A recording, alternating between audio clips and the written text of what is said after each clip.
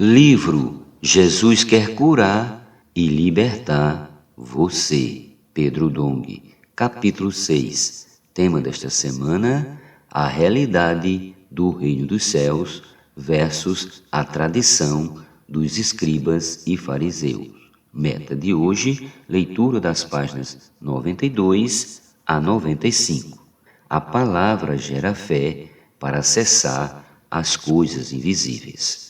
Em Romanos está escrito que a fé vem pela pregação e a pregação pela palavra de Cristo.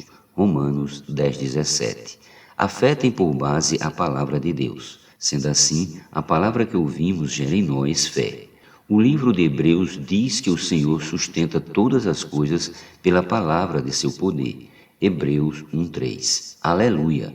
Pela fé, podemos ter acesso às coisas invisíveis de Deus. Pela fé, Pedro obedeceu à palavra de comando de Jesus e andou sobre as águas. Querido leitor, se você confiar na palavra de comando de Deus, você nunca naufragará, pois estará sob a convicção de fatos que não se veem.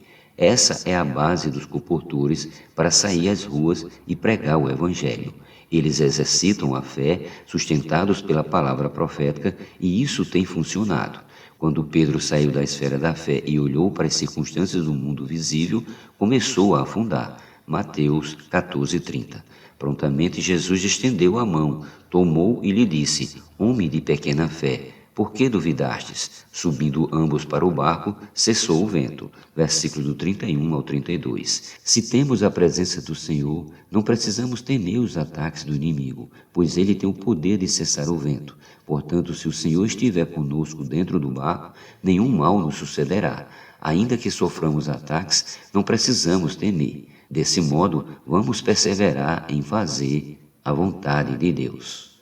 A realidade do reino versus a tradição dos anciões. O capítulo 15 de Mateus inicia com os fariseus e escribas questionando Jesus acerca da tradição dos anciões, pois estes lavavam as mãos para comer e os discípulos não seguiam esse costume. Versículos do 1 ao 2. O Senhor estava do outro lado da Galileia, mas ainda assim eles saíram de Jerusalém e foram até ele com o intuito de questionar o comportamento dos discípulos.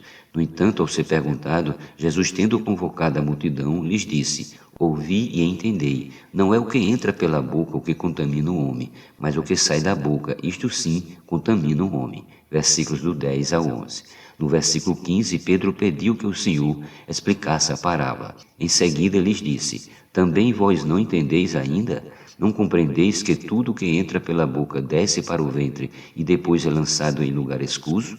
Mas o que sai da boca vem do coração, e é isso que contamina o homem? Porque do coração procedem maus desígnios, homicídios, adultérios, prostituição, furtos, falsos testemunhos, blasfêmias. São estas coisas que contaminam o homem, mas o comer sem lavar as mãos não contamina. Mateus capítulo 15, versículos do 16 ao 20.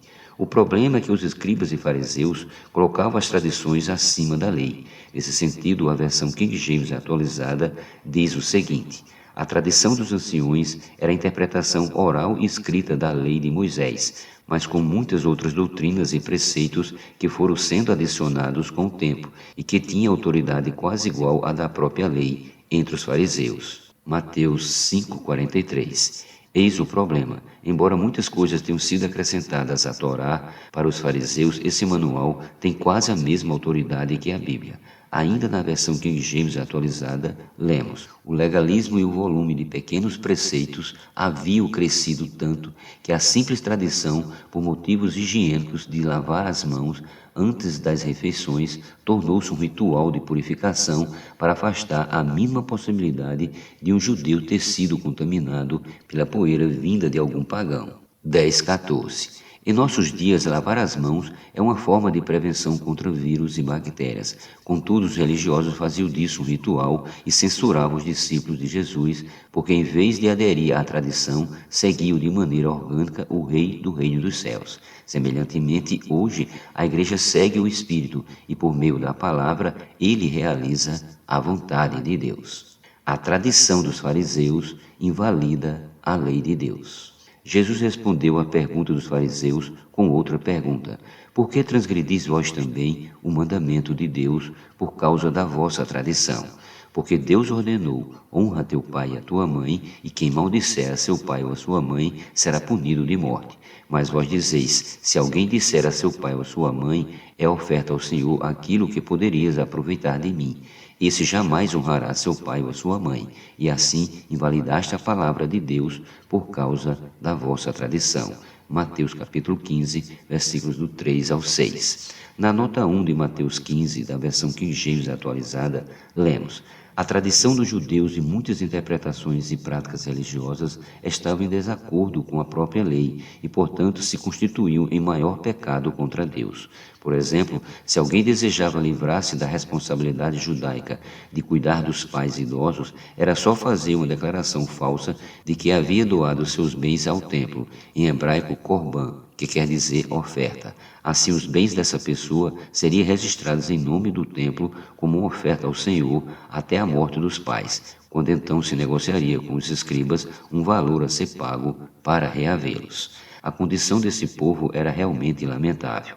Eles se consideravam superiores aos gentios e até mesmo superiores a Jesus, invalidando a lei e vivendo de aparência para defender os próprios interesses. Segundo a lei, temos de honrar nossos pais, e isso significa cuidar de suas necessidades, principalmente na velhice. É triste ver pais idosos abandonados pelos filhos. Não me refiro apenas ao cuidado financeiro. Não, você precisa cuidar de seus pais com carinho, suprindo-lhes todas as necessidades. Se você não os honra, não pode entrar no reino dos céus, pois vive na aparência. Honrar os pais é honrar a Deus. Honrar os pais é o 5º mandamento da primeira tábua da lei. Sendo assim, faz parte dos 5 mandamentos que se referem a Deus. O primeiro é: amarás o Senhor teu Deus. Mateus capítulo 22, versículos do 33 ao 38. E o 5º é: honra teu pai e a tua mãe, para que se prolonguem os teus dias na terra que o Senhor teu Deus te dá. Êxodo capítulo 20, versículo 12. Quando você honra quem o gerou, isto é, seus pais, está honrando o próprio Deus, nosso Criador. Por ser o último mandamento da primeira tábua, trata-se de uma transição para a segunda. É também uma ligação entre as tábuas por meio da qual Deus se conecta com o homem.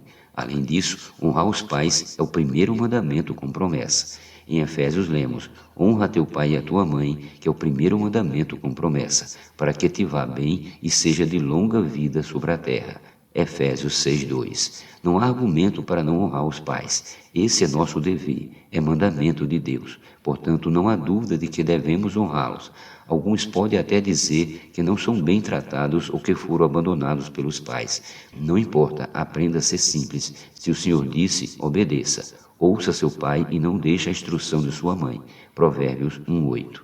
Aqueles que assim proceder será abençoado. Versículo 9. Não se trata apenas de longevidade, mas também de qualidade de vida, isto é, de desfrutar da bênção de Deus em todos os campos da vida. Nunca vi alguém ser prejudicado por honrar os pais. Portanto, independentemente de como eles sejam, se o tratam bem ou não, você precisa honrá-los. Aquele que cumprir esse mandamento terá vida próspera. Isso é viver na realidade. Todos os filhos têm a obrigação de honrar os pais. Isso não quer dizer que devemos concordar com eles se estiverem em desacordo com a palavra de Deus. Contudo, devem ser cuidadosos em relação à rebeldia, pois é algo que vem do coração. Por exemplo, se seu pai disser, não creia em Jesus, você não deixará de honrá-lo, mas não obedecerá a essa ordem. Você pode dizer-lhe, infelizmente não posso concordar com isso. Embora seja meu pai e eu o respeite, não posso seguir essa ordem. Entende-se, portanto, que você não precisa concordar com o que for contrário à orientação de Deus, mas também não pode rebelar-se.